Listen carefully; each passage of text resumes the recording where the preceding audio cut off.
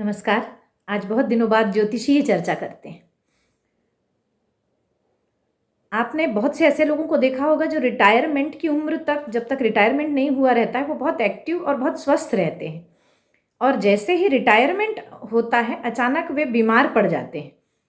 जो ज़िंदगी भर कभी हॉस्पिटल का चक्कर जिन्होंने नहीं लगाया हो, जिन्होंने हॉस्पिटल का मुँह तक ना देखा हो, वो अचानक इतने बीमार होने लगते हैं कि लगता है कि ये अचानक ऐसा क्या हो गया? जबकि वही सुबह उठने की हैबिट है या वही दिनचर्या है जो आम, वही खान-पान है, लेकिन ऐसा क्यों हुआ? तो आपको बताऊँ कि जब हम लोग किसी सर्विस में होते हैं, तो ज्योतिष में 6th हाउस सर्विस का है। 6th हाउस एक रूटीन्ड लाइफ का है। रूटीन्ड लाइफ यानी सर्विस जब होती है तो आप सुबह टाइम से उठते हैं, टाइम से जाते हैं, टाइम से टिफ़िन खाते हैं। लेकिन बाकी समय ऐसे ये होता है कि आप जब रिटायरमेंट जब आपका हो जाता है तो आप लेट उठते हैं। आप थोड़ा-सा आगे-पीछे आपका खाना हो जाता है। खाने में भले ही वही चीज़ें आप खा रहे हो, लेकिन थोड़ा-सा रूटीन लाइफ में परिवर्तन आ जाता है। रात को नींद नहीं आती समय से, चूँकि आप लेट उठते हैं सुबह, तो ये सारा रूटीन गड़बड़ा जाता है। और ये साइन है कि 6th हाउस को जब तक आप सर्विस करते रहते हैं तो 6th हाउस यूटिलाइज़ होता रहता है। और जिस दिन आपका रिटायरमेंट हो जाता है, 6th हाउस यूटिलाइज़ होना बंद हो जाता है। और बंद होते साथ आपकी तबीयत खराब होने लगती है, इसलिए कि 6th हाउस बीमारियों का भी है। तो जब तक एक ग्रहों के बारे में एक खासियत है ग्रहों की कि, या हाउसेस की बोल सकती हूँ, हाउसेस की खासियत है ज्योतिष में, जो भाव कह सकते हैं जिसको, जो भाव बोलते हैं। भाव की एक खासियत है कि जब तक आप उनका उपयोग नहीं करेंगे या प्लैनेट्स का आप उपयोग नहीं करेंगे, तो वो आपका उपयोग करना शुरू कर देंगे। और ऐसा बिल्कुल होता है इसलिए कि जब आप 6th हाउस का यूज़ करते रहते हैं, मतलब आप सर्विस में हैं तो आप उसका यूज़ कर रहे हैं। लेकिन जिस दिन आपने सर्विस छोड़ी या आप रिटायर हुए, उस दिन वो हाउस आपको यूज़ करना शुरू कर देता है और आप बीमार हो जाते हैं। तो हर हाउस के कुछ अच्छे और कुछ बुरे इफ़ेक्ट होते हैं। अच्छे इफ़ेक्ट आपको लेना है तो आपको खुद को उस डोमेन में, उस क्षेत्र में जाना पड़ेगा। लेकिन आप उससे रिलेटेड कोई काम अगर नहीं कर रहे हैं, उसको जस्टिफाई नहीं कर रहे हैं उस हाउस को, तो वो हाउस आपको यूज़ करने लगेगा। तो उसके जो बुरे सिग्निफिकेंट हैं, बुरे जो उसके कारक हैं, वो दिखाना शुरू कर देगा। तो 6th हाउस का मैंने बताया कि अगर आप सर्विस, आप रिटायर हो गए हैं, तो कहीं न कहीं फिर से जॉब जॉइन कर लीजिए। या फिर कोई सर्विसेज़, सर्विसेज़ का मतलब यहाँ पे है कि विदाउट पे, जो एक होता है ना कि एक सेवाएँ देते हैं, कहीं जाके पढ़ा रहे हैं, कहीं हॉस्पिटल में सेवाएँ दे रहे हैं। तो इस तरीके का कुछ जॉइन कर लीजिए, इसलिए कि आप उससे रूटीन्ड रहेंगे, और रूटीन्ड रहेंगे तो आपका वो हाउस जस्टिफाई होता रहेगा। तो हाउस आपको यूज़ नहीं करेगा, आप हाउस को यूज़ करेंगे। और ज्योतिष की ये बहुत बड़ी बात है, इसी को अलाइनमेंट भी कहते हैं। और दूसरा हाउस, दूसरा हाउस होता है 8th हाउस। अगर आपको लगता है कि बहुत जीवन में बहुत पीड़ाएँ हैं, पीड़ा हर तरह की हो सकती है, इसमें सिर्फ शारीरिक पीड़ा की बात नहीं है, बहुत तरह की आपको हमेशा ऑब्स्टेकल्स का सामना करना पड़ता है, आपके जीवन में दुःख ही दुःख है, अगर आपको ऐसा लगता है, बहुत कष्ट वाला है, सर्जरीज़ होती रहती हैं, हॉस्पिटलाइज़ेशन हो रहा है बार-बार, तब फिर 8th हाउस, और 8th हाउस का उपयोग कैसे करें वो बता दूँ कि ये 8th हाउस की वजह से होता है।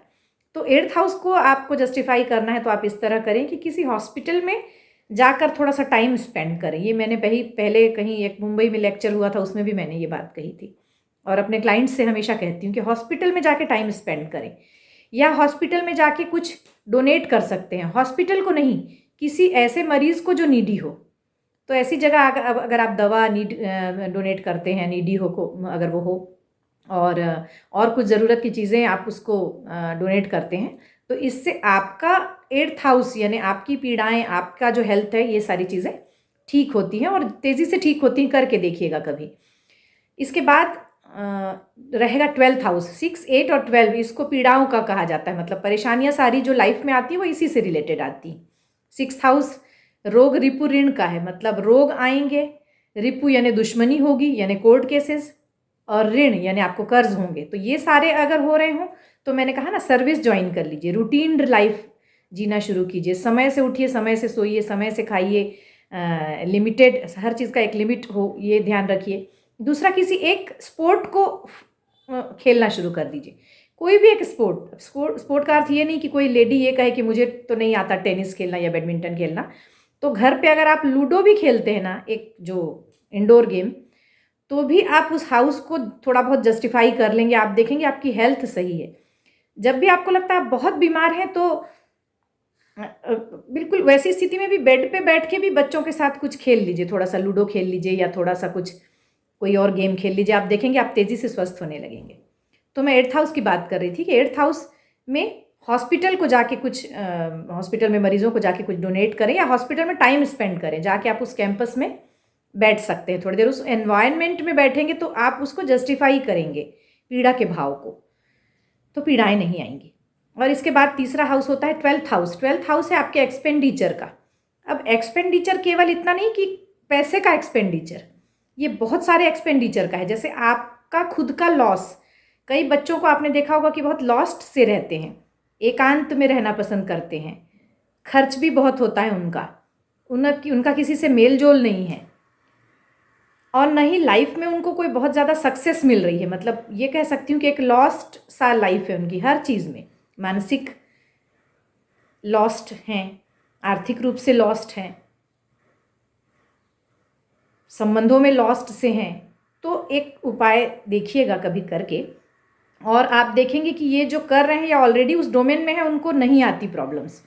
12th हाउस में अगर प्लेनेट बैठे हैं बहुत सारे और इफेक्ट कर रहे हैं तो भी नहीं आती प्रॉब्लम। तो इसमें सबसे पहले, अगर आप कोई जॉब कर रहे हैं लेकिन आपको सेटिस्फेक्शन नहीं मिल रहा है, आपको अच्छा नहीं लगता है, आप जॉब में जाना पसंद नहीं करते हैं, तो इसमें ये करें कि अगर जॉब आप कर रहे हैं वो कंपनी अगर इंडियन है, मतलब आपकी कंपनी आपके देश की, आप जिस भी देश में रहते हैं, तो फॉरेन की कंपनी ज्वाइन कीजिए। जैसे जो अभी कोई बाहर रहता है और सुन रहा है तो वो इंडिया की कंपनी ज्वाइन कर सकता है, क्योंकि उनके लिए इंडिया फॉरेन है। ऐसे ही जो इंडिया में रह रहे हैं वो कहीं बाहर की कंपनी को ज्वाइन करें। MNC कहते हैं, मल्टीनेशनल कंपनीज। MNC अगर आप ज्वाइन कर लेते हैं तो आपको 12th हाउस से रिलेटेड पीड़ाएं खत्म हो जाएंगी।